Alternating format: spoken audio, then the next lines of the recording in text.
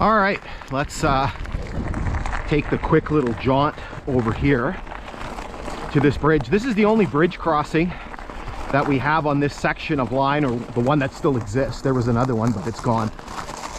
So what we have here is we have this little creek. The creek itself is a branch of what is known as Dionne Creek. Kind of a little interesting piece of trivia. You can see sort of the nature of the area. So back there we were kind of in an upland area, then we came into a swamp. We're going to get into an upland area, and then we're going to be back into swamp, and then back into upland. So it's going to be kind of transitioning back and forth. So anyway, about the creek. So I remember the first time I came here, I'm like, Dionne Creek, I wonder if that's got anything to do with the Dionne Quintuplets, right? Because this area was all opened up in the mid-30s.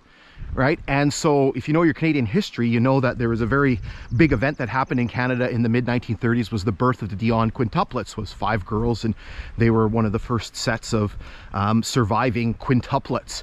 And so sure enough, this is Dionne Creek, so it's named after the girls. And if you actually kind of look in the area, there's a map further back, and so one of the other episodes, I'll put a link to it. We crossed the Dionne Creek further back to the east, and in that area there's a whole bunch of lakes all named after the girls.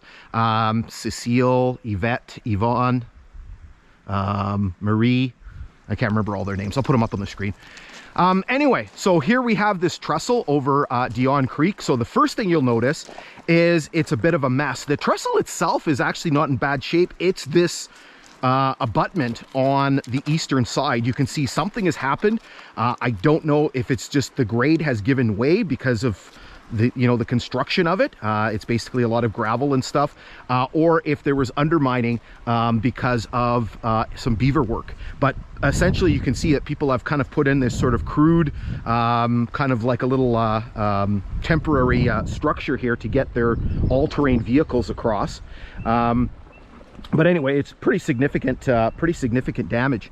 Okay, so the this trestle itself is 62 feet long. I don't remember the height. I'll put it up on the screen. We did all this stuff the last time we were through here. You can see there's actually 2 milepost markers on this bridge.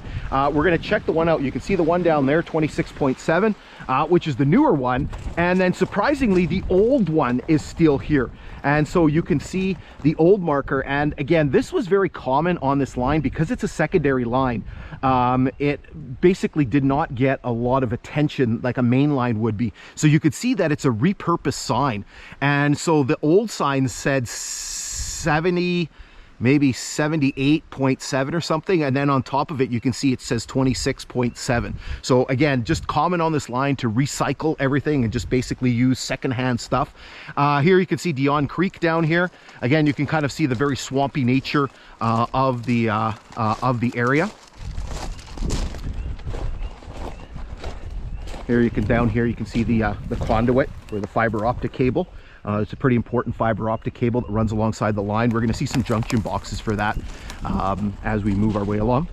Okay, so what we're going to do is we're going to work our way down and go take a look at the side so you can see the structure a little bit better. Okay, so we made our way down here below the level of the grade. You can see the swampiness here of Dionne Creek. You can see what appears to be a little bit of beaver working here, and I think some of it's been cleaned up. Because I think it was worse the last time I was here. I had to dig for it a bit. So what's interesting is we actually have 2 milepost markers on this bridge.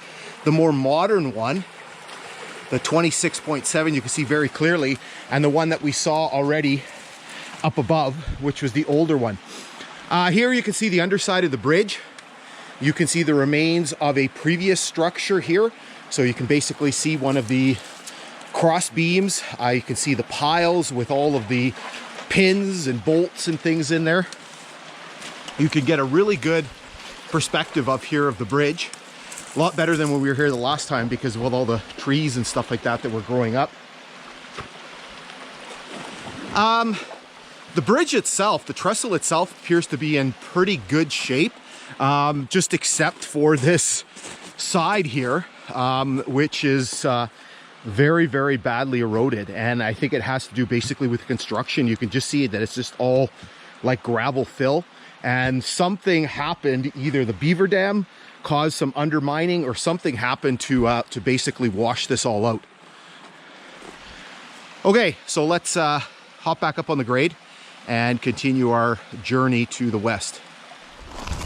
Okay, so back in the saddle here. Let's leave the bridge behind. So I'm going to zip you ahead a little bit here until we get to our next stopping point. So just enjoy the beauty here of Greenstone, Ontario, and spring in Northern Ontario. It is the 26th of May today, so right at the end of May. The leaves are just starting to come out. This is our one of our last hikes, because by next week you won't be able to see anything once the leaves are out. Okay, so maybe I won't zip you ahead because our stop's coming up right here. So you can see even the needles are coming out on the tamaracks. We always talk about the tamaracks all the time. So the tamarack is a species of larch. It's one of the few coniferous trees that loses its needles. And so they're just coming out here. They're very, very soft. And tamaracks, you see a lot of tamaracks along this line because tamaracks like to grow where it's wet. And so obviously this line passes through a lot of wet areas.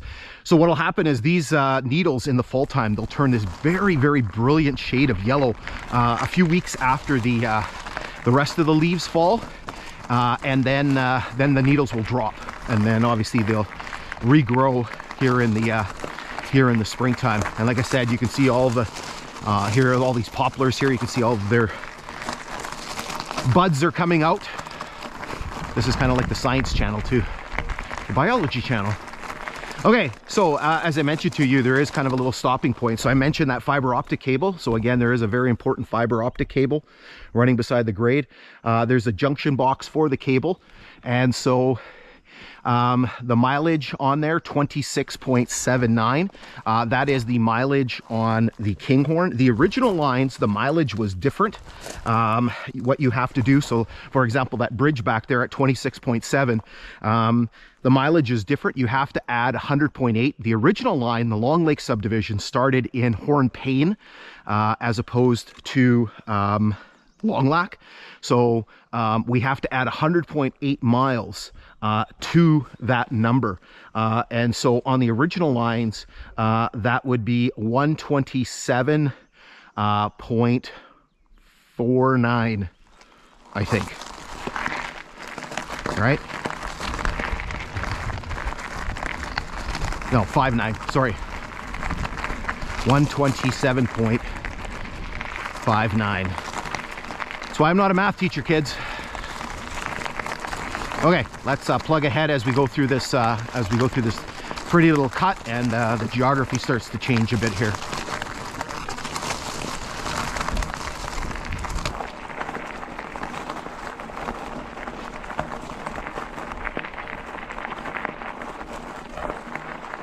Okay, quick little pause here, so you can see that there's a telegraph pole here. There's a spike down there.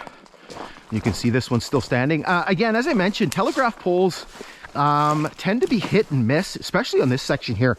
I'm finding very hit and miss. There's a lot through this area here. It looks like all the insulators have been stripped off of there. And then, so there's lots in this area. And then as we get a little bit further to the west, you don't really see any. You can see the numbering on there. So all the poles were numbered so they could be identified. Okay, so let's continue our journey.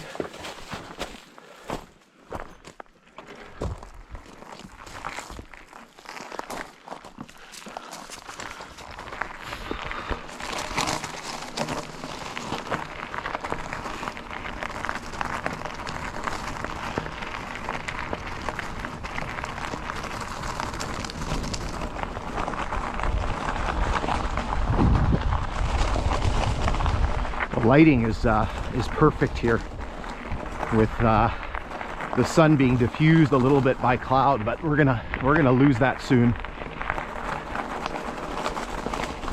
So we have another stop coming up here, and so we have a milepost marker. Most of the milepost markers on this stretch are still here. I believe the previous one, so 26 is there. We saw the milepost markers on the bridge still there. And then we're gonna see the next two as well.